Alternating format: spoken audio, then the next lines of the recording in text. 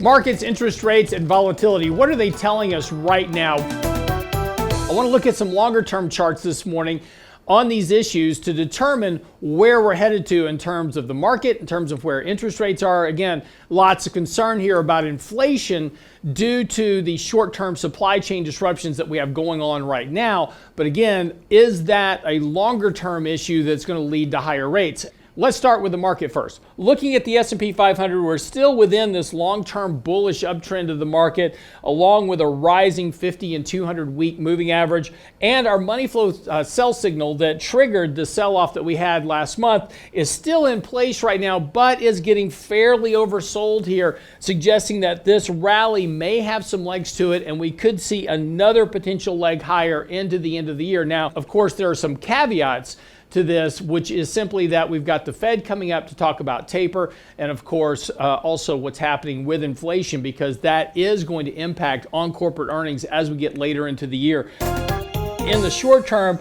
the bullish bias to the market remains, so again, not a huge reason to get overly bearish here at the moment. But let's take a look at interest rates, because there's a very interesting thing that's going on right now with the longer end of the interest rate curve.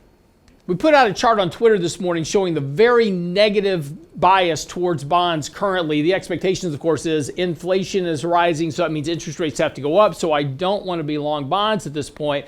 However, when we take a look at 10-year interest rates, what we see here is that interest rates have been declining here just recently. And again, looking at that, there is some strong support here on the weekly basis as well.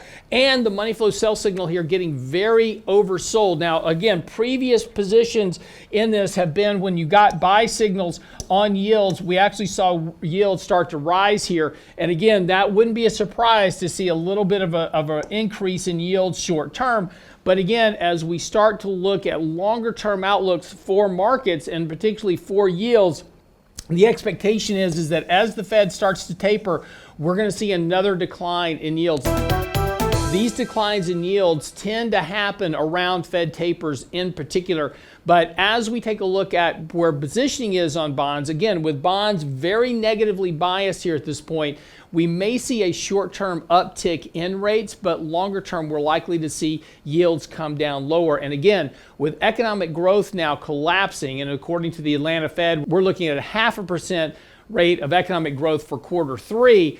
That suggests that interest rates will eventually have to come down to match that rate of economic growth. So again, keep a watch on yields here and on bonds, because again, they're under a lot of pressure here momentarily, a lot of negative sentiment. As Bob Farrell once said, when all experts tend to agree, something else tends to happen. That may very well be the case here in bonds over the course of the next several months, particularly, as I said, once the Fed begins to taper. So this dichotomy between the markets and between yields may have to work themselves out as we get into early next year. Again, short term, expect this bullish rally to continue into the end of the year. 2022 may be a very different outlook for markets. I'm your host, Lance Roberts, for 3 Minutes on Markets and Money. See you tomorrow.